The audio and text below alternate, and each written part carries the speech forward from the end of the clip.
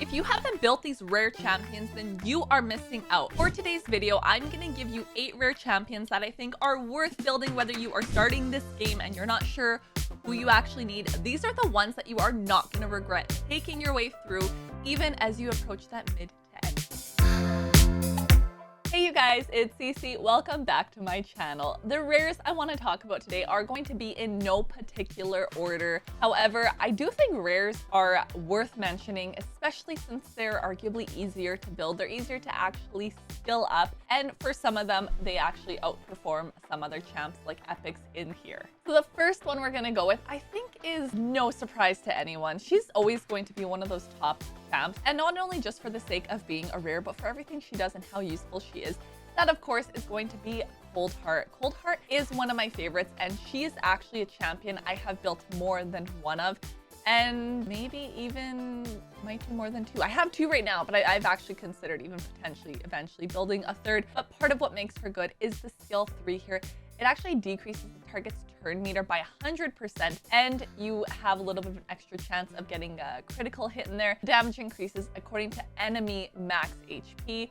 She's very good going dungeons and boss battles, and along the way there, she's also good because she does have an AoE attacking all enemies with a chance to actually decrease accuracy, as well as placing a poison debuff if they're under heal reduction. And you have that chance of getting heal reduction on the first skill, which she actually attacks 4 times. It is at random, but it's still a 4 times. So you have a 4-time hit here, you have an AoE here, and you have a turn meter reduction here. So she is very good to use.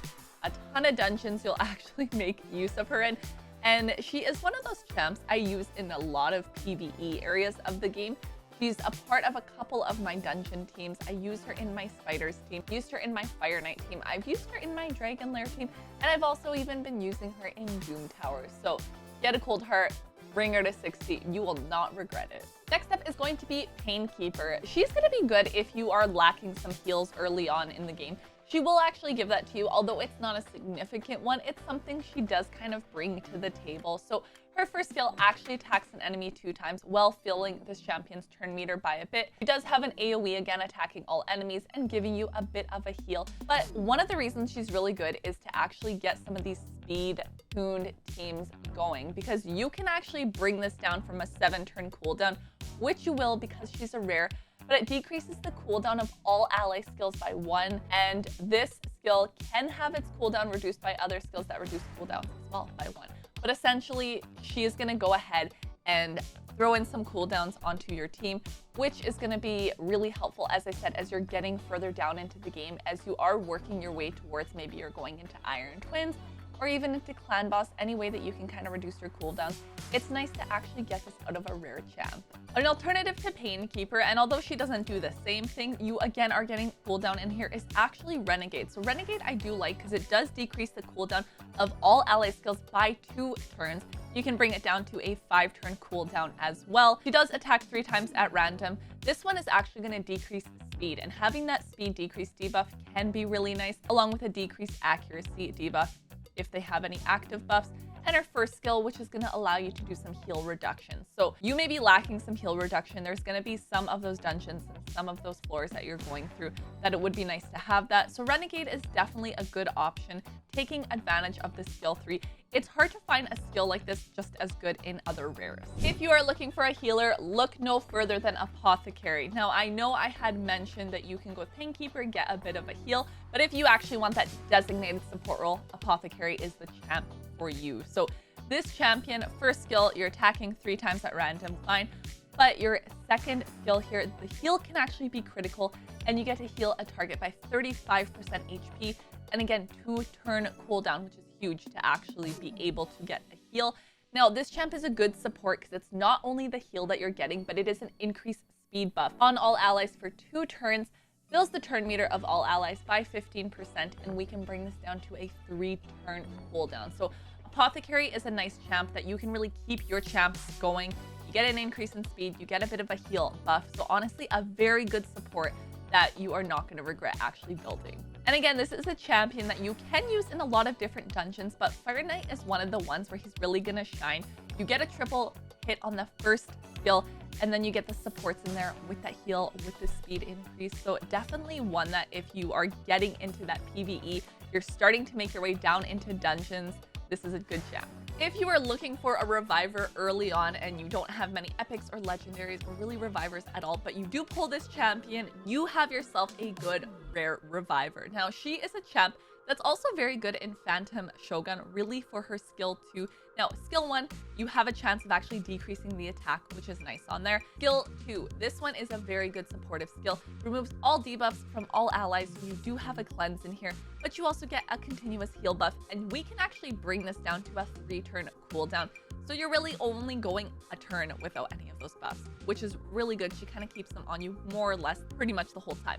And of course, has a revive. It is a 5-turn cooldown on there, but it is a revive nonetheless. An ally with 30% HP and turn meter by 30%.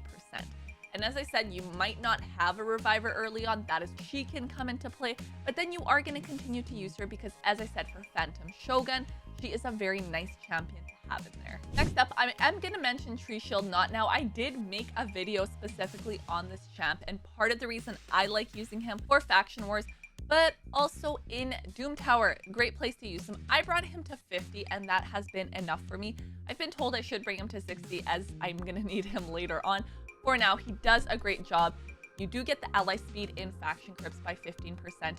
You do have attacking an enemy 3 times, healing an ally by 15% of their max HP, while giving them a bit of an increase on defense. That buff is really nice in there, and again, 3-turn cooldown. And another reviver that you can actually get in the rare factions, which is also why I want to mention this champ.